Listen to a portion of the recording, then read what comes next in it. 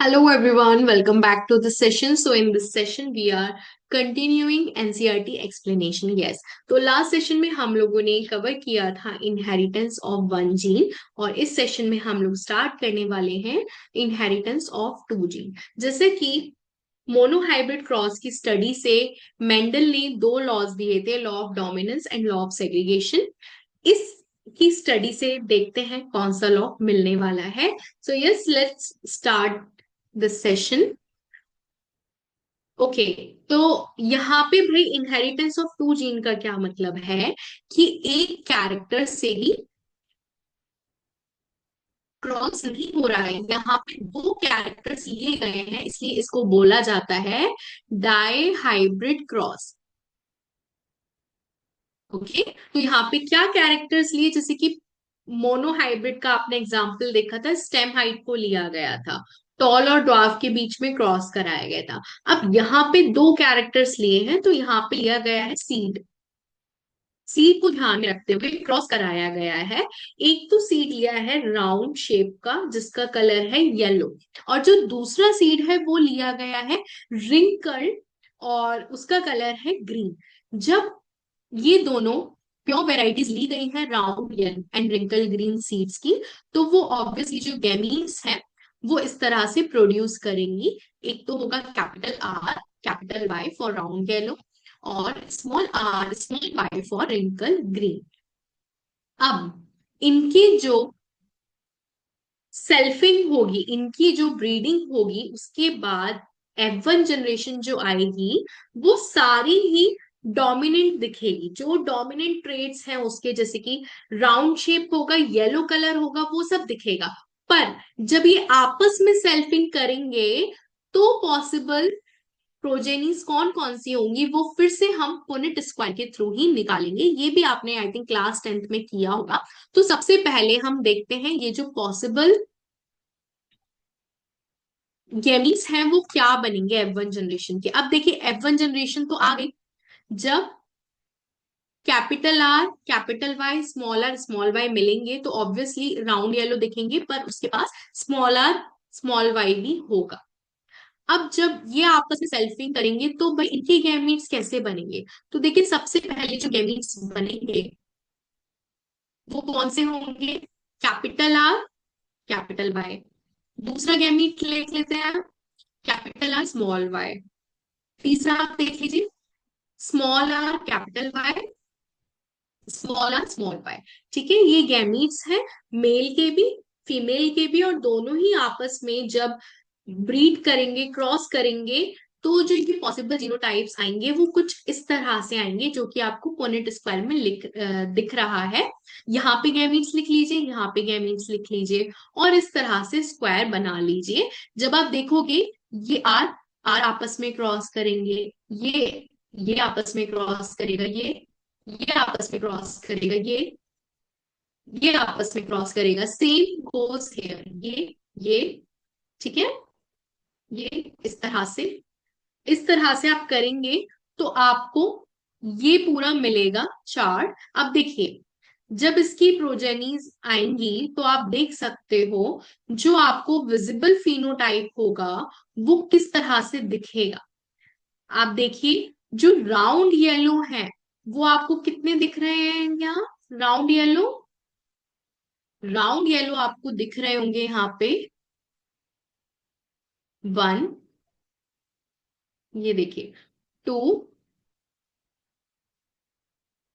3, 4, 5, 6, 7, 8, 9। ठीक है, तो 9 क्या है, राउंड येलो सीड्स वाले प्लांट होंगे।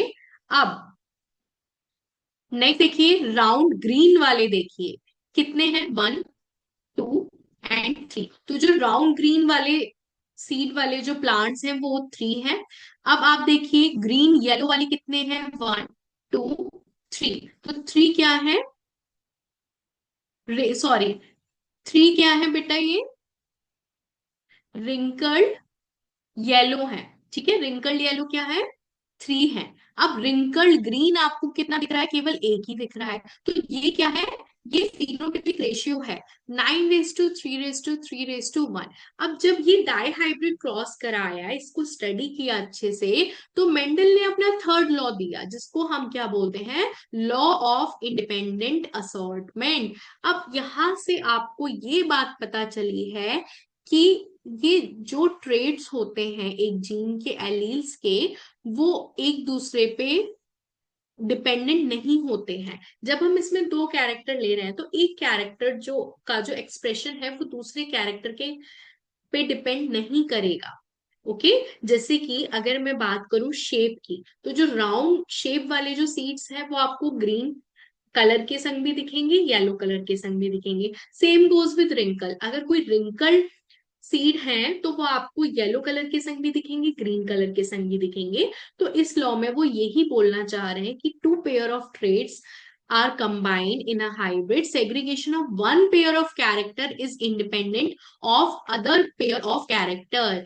इसका कहने का मतलब यही है, और ये एक्सप्लेनेशन बहुत अच्छे से आपको मिल जाएगी जब आप यूनिट स्क्वायर बनाओगे। यस, तो यहाँ पे इन्होंने ये बहुत बड़ी बात बोल दी कि आपस में इंडिपेंडेंट है। अब भाई ये थे मेंडल के तीन law, law of dominance, segregation and independence, independent assortment. अब ये जो मेंडल का जो काम था ये पब्लिश हुआ था कब, 1865 में। पर इसको जो है रीडिस्कवर किया 1900 में तीन साइंटिस्ट के थ्रू, जो कि क्या थे, D rice, Correns and Sherman. Okay, तो जो मेंडल का जो वर्क था वो पब्लिश क्यों नहीं हुआ था, क्या रीजन था उसका, ये हमने पिछले सेशन में भी स्टार्टिंग में ही डिस्कस किया था। एक तो देखिए उन दिनों क्या था, कम्युनिकेशन उतना ज्यादा इजी नहीं था।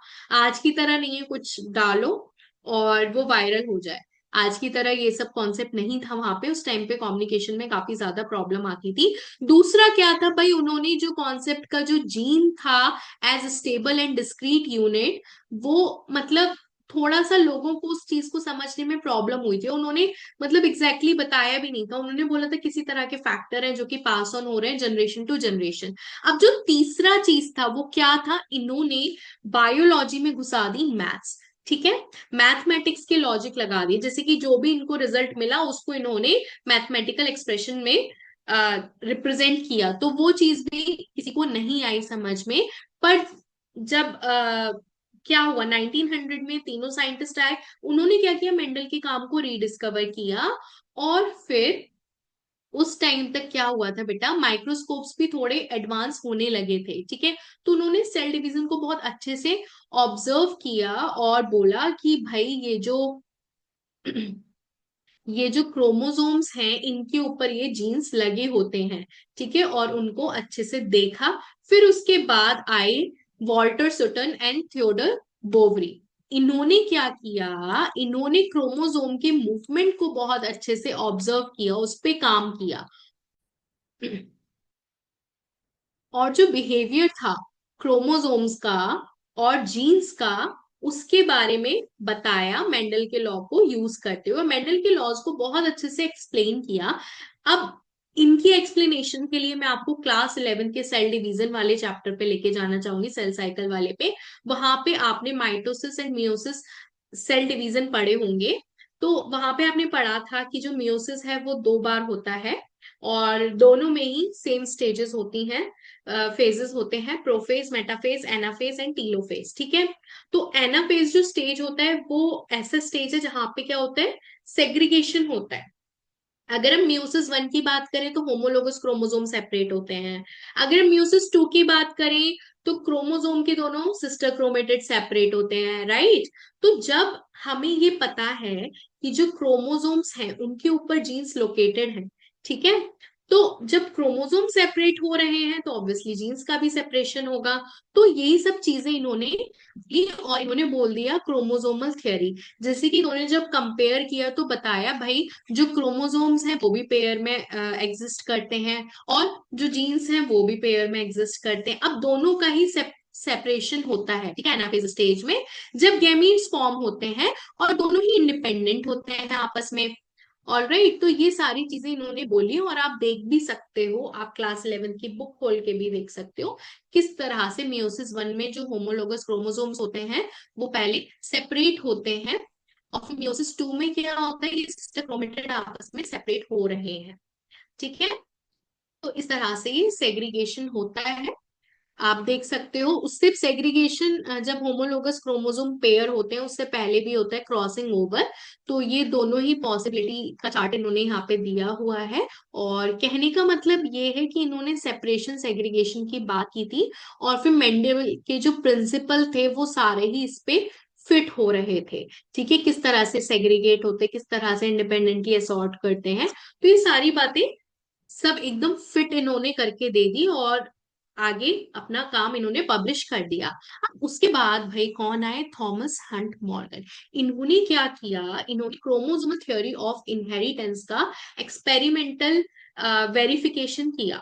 किस पे किया इन्होंने, फ्रूट फ्लाइज पे किया, ड्रोसोफिला मेलनोगेस्टर पे किया, जो कि क्या है, फ्रूट फ्लाई है। अब भाई मेंडल ने सिलेक्ट किए थे गार्डन पी प्लांट, जिसको हम क्या बोलते हैं, पाइसम सेटिवम। उन्होंने वो क्यों सिलेक्ट किए थे, क्योंकि वो इजीली पॉलिनेट कर जाते थे, उनकी लाइफ स्पेन शॉर्ट थी, लार्ज सैम्पलिंग साइज था, कंट्रास्टिंग ट्रेट थे।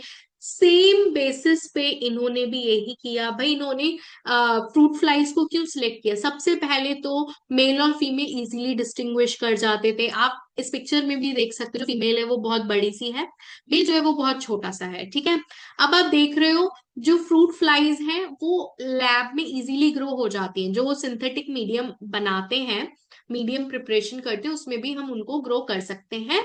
और उनकी लाइफ साइकिल जो होती है वो बेटा सिर्फ 2 हफ्तों की होती है। ठीक है, तो इजीली 2 हफ्तों में उनकी लाइफ साइकिल कंप्लीट हो जाती है, और एक ही मीटिंग में क्या होता है, बहुत ज्यादा बच्चे पैदा कर देते हैं, तो इजी हो जाता है स्टडी करने के लिए।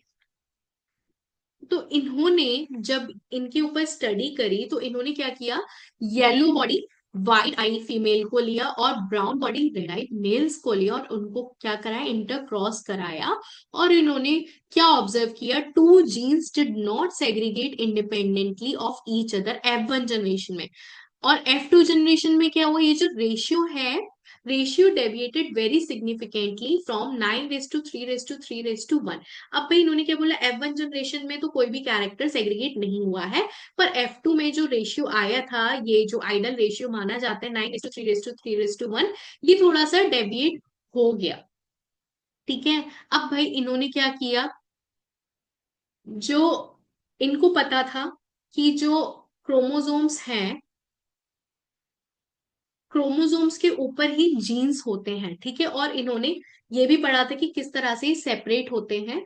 तो यहां से इन्होंने क्या देखा, जो प्रोजेनीज थे उनके पास कुछ कैरेक्टर्स तो क्या थे, पेरेंट्स के थे, मतलब ज्यादातर जो कैरेक्टर्स थे वो पेरेंट्स के थे, और उनमें से जो कुछ कैरेक्टर्स थे वो क्या थे, पेरेंट्स से नहीं मिलते जुलते थे। समझ रहे हो, तो जो पेरेंट्सटल जो कैरेक्टर थे, जो पेरेंट्स से मिलते जुलते कैरेक्टर्स थे, उनको इन्होंने क्या नाम दिया, लिंकेज नाम दिया।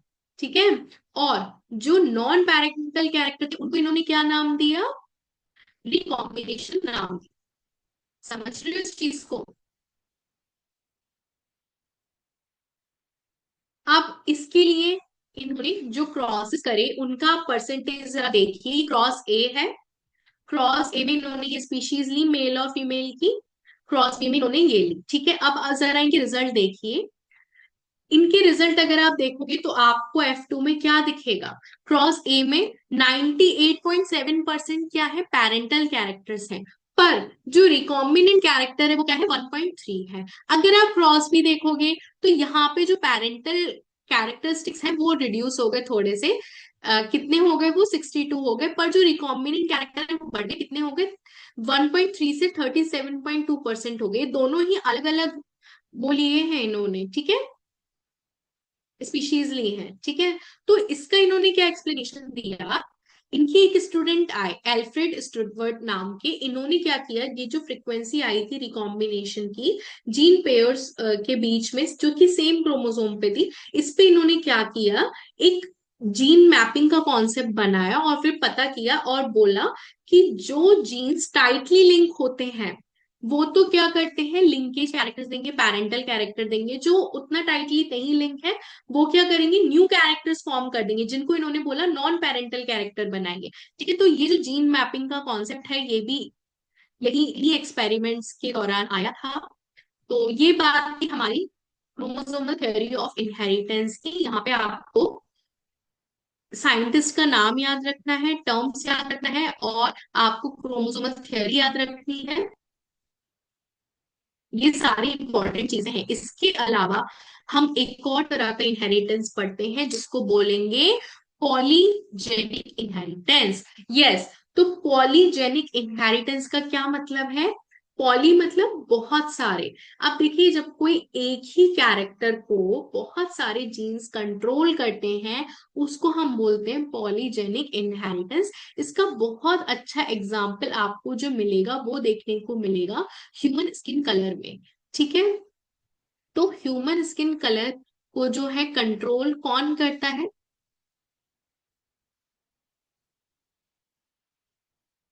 इसको कंट्रोल करते हैं ए, बी एंड सी जीन्स। ठीक है, अगर हम बात करें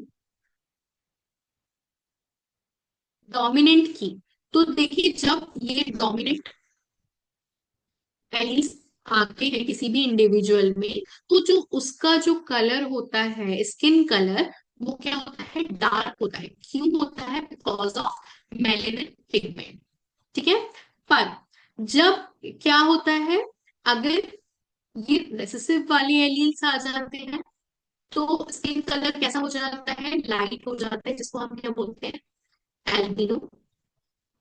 ठीक है, पर अगर हेटेरोजाइगस एलील्स होते हैं जैसे कि ए, बी बी, सी सी, तो इस केस में क्या होता है, जो स्किन कलर होता है वो इंटरमीडिएट होता है। जैसे कि आप देख सकते हो ज्यादातर इंडियंस का होता है व्हीटिश होता है, या बहुत सारे शेड्स होते हैं, तो वो डिपेंड करता है उनके इन्हीं एलील्स पे। तो जब भी एक से ज्यादा जीन्स अगर किसी पर्टिकुलर कैरेक्टर को कंट्रोल करते हैं उसको बोला जाता है polygenic inheritance. I hope this is clear to you. Now another term is pleiotropy. तो प्लियोट्रॉपी क्या होता है? जब एक सिंगल जीन बहुत सारे फिनोटिपिक एक्सप्रेशन को एग्जिबिट करता है उसको हम बोलते हैं प्लियोट्रॉपिक जीन। अब भाई पॉलीजेनिक में क्या था, एक कैरेक्टर को बहुत सारे जीन्स कंट्रोल कर रहे थे। प्लियोट्रॉपी में क्या है? प्लियोट्रॉपी में क्या है, एक ही जीन बहुत सारे फिनोटिपिक एक्सप्रेशन को कंट्रोल कर रहा है। So this is called pleiotropic gene. अब इसका जो एग्जाम्पल है वो क्या है, फिनाइल कीटोन्यूरिया है, राइट? ये इसका एग्जाम्पल हो जाएगा।